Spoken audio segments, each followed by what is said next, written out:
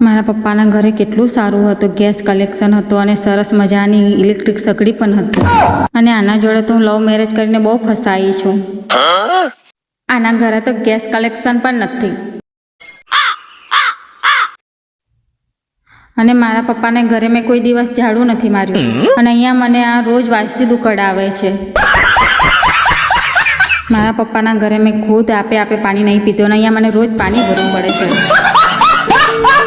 મારા પપ્પાના ઘરે મેં કોઈ દિવસ ભારી વસ્તુ નથી ઉઠાવી અને મને અહીંયા લાકડો લઈ જવા પડે છે આવા તડકામાં.